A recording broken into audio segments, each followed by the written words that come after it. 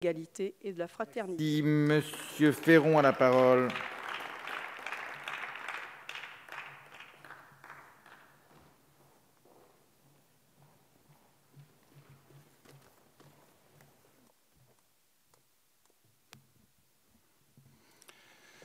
Monsieur le Président, Monsieur le Ministre, chers collègues, l'exposé des motifs de cette résolution nous indique que personne ne conteste plus la réalité des faits historiques ayant conduit au massacre des victimes de la répression de la Commune de Paris.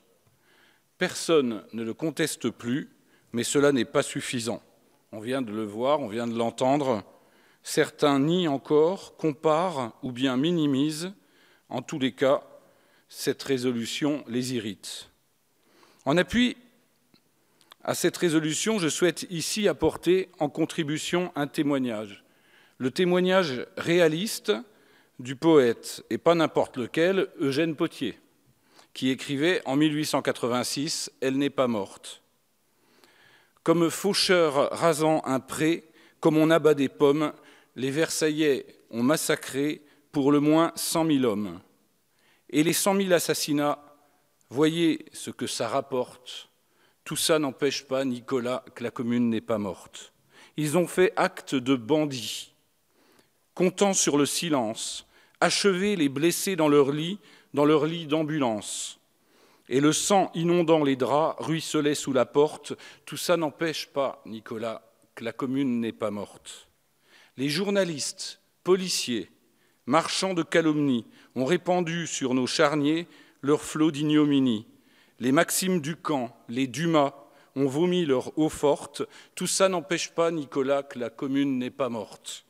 Alors oui, quand M. Collard, avant que de se retirer, gausse le temps des cerises en tentant de nous surprendre et de nous apprendre que cette magnifique chanson avait été écrite 5 ans avant la Commune de Paris, rappelons-lui peut-être que si cette chanson était le symbole entonné par les communards, c'est tout simplement parce que le texte leur parlait terriblement.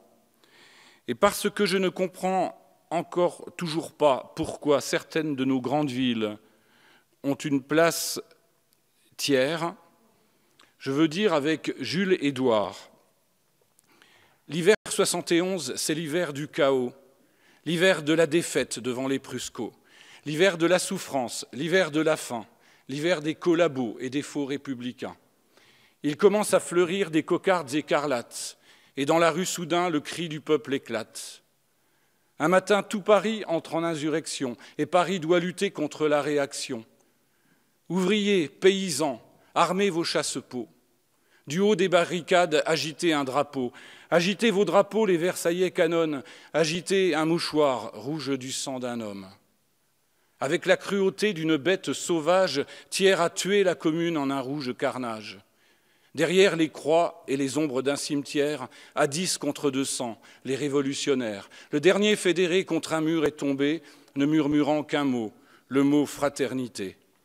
Versaillais, Versaillais, vous avez fusillé le cœur de la Révolution, vous l'avez jeté en prison, mais il reste à Paris le cri des insurgés.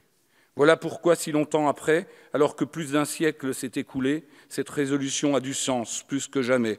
Voilà pourquoi le groupe socialiste, écologiste et républicain votera cette résolution juste, nécessaire et indispensable.